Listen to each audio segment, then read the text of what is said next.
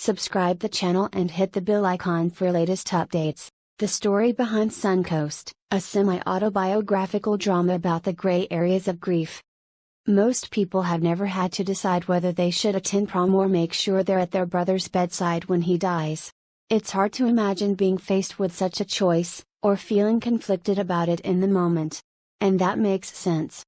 In a culture that avoids candid discussions about death as if doing so will help us avoid the experience itself, many, especially those facing loss, want to believe there's a way to deal with death that is both morally pure and totally protective against the pain of grief. With her semi-autobiographical film Suncoast, out February 9th on Hulu after premiering at Sundance earlier this year, Laura Chin challenges the idea that there's a right way to grieve. The debut filmmaker does know what it's like to navigate the milestones of adolescence while experiencing profound loss. When she was a teenager, her brother Max was diagnosed with brain cancer. After 6 years of being cared for by Chen and her family, he entered hospice care in 2005, at a facility in Florida called Suncoast. At the time, Suncoast was also home to someone whose case was subject to a storm of controversy, Terry Schiavo. Schiavo entered a vegetative state after a heart attack in 1990. 8 years later, her husband and parents began a lengthy legal battle over whether her feeding tube should be removed, garnering the attention and advocacy of everyone from the press to the Pope.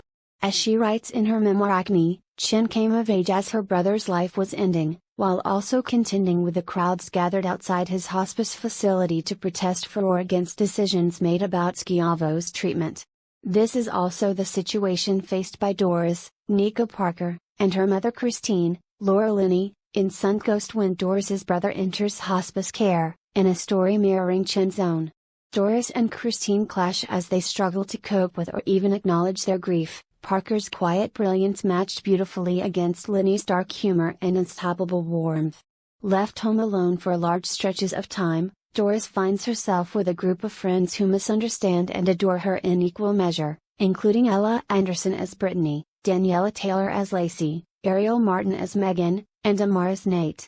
Outside Suncoast, she meets mourning protester Paul, Woody Harrelson, and the two forge an unlikely alliance, united by their loneliness in the face of arbitrary tragedy.